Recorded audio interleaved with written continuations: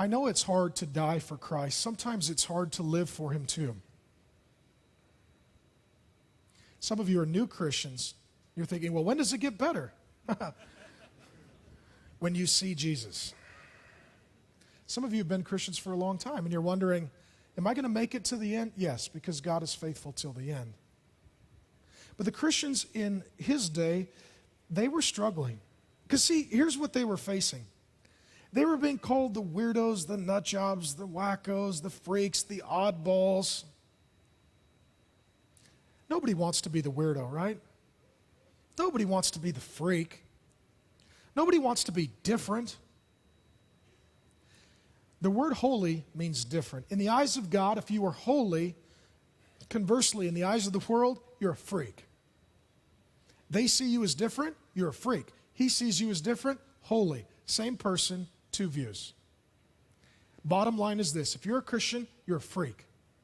You're a weirdo. You're an oddball. You're a nut job. You're a wingnut. You just are. You just are. And you should be okay with that.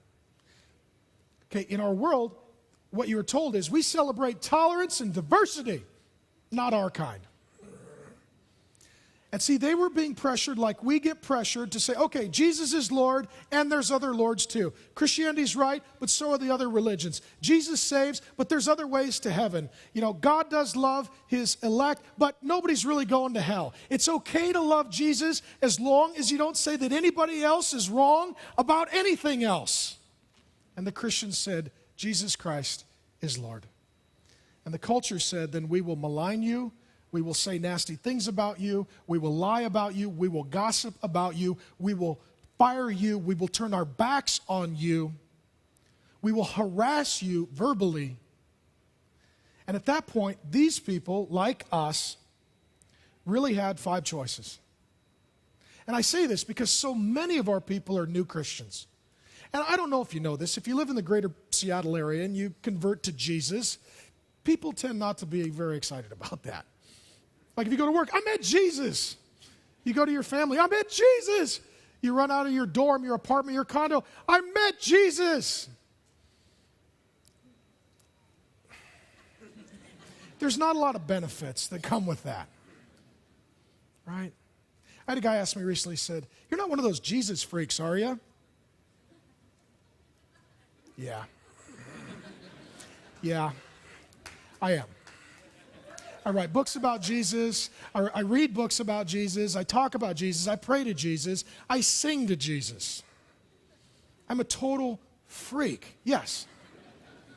Everybody else has come out of the closet. Me too. I love Jesus.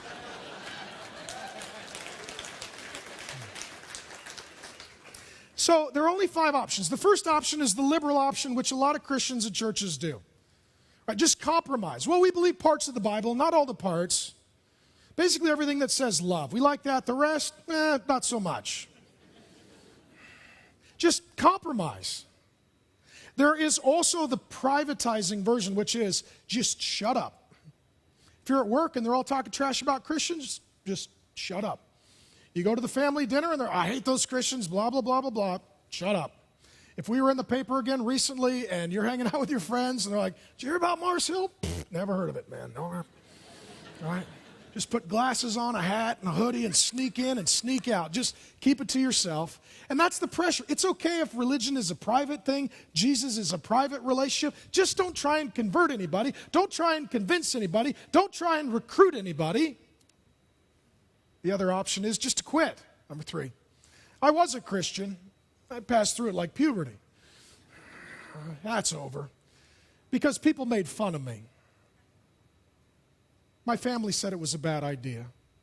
My boyfriend said that he would dump me, so I quit. The 4th option is the fundamental option, which is fight. Fundamentalists love to fight, right? Right? So, okay, you yell at me, I yell at you. You blog about me, I blog about you. You say something about me, I say something about you. And what this leads to is just a reinforcement of all of the bad stereotypes that Christians have. You're not loving. Yeah, I know, but I'm mad, so it's okay. No, it's actually not. So what do? The 5th option is you live as an exile. That's his word. That's his word for missionary. My home is with Jesus in his heavenly kingdom. I'm here dispersed along with God's people on an appointed mission. I'm a missionary. This is our whole theology. We're a city within the city. In Mars Hill, we do sex and fame and power and money and relationships and marriage differently. Not because we're better than anyone. Election says we're no better than anyone. We're all sinners. And Jesus chooses to love some in spite of who they are. So there's no haughtiness, there's no boasting, there's no pride in this.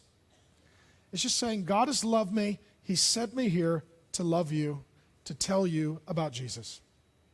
And if you are elect, he will change your heart. And if you are not, I can't convert people. I just want to share the love of Jesus. And this is what he calls the obedience to Jesus Christ. Was Jesus treated the way he should have been treated? No.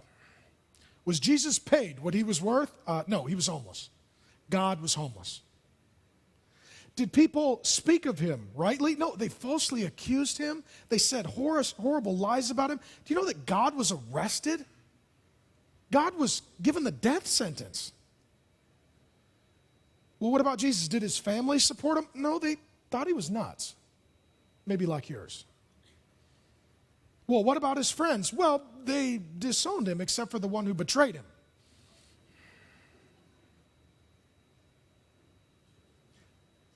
So what does it mean to be saved to obedience of Jesus Christ? It means to live a life as Jesus lived, loving your enemies because God has loved you even when you were his enemy, in hopes that your enemies would become your brothers and sisters and that they too would meet Jesus. And as they speak ill against you and they do evil against you, they are testing whether or not you truly are a Christian. And the trial in that moment will be, will I suffer in such a way that they see that Jesus is God and that he has changed me and that he loves them through me?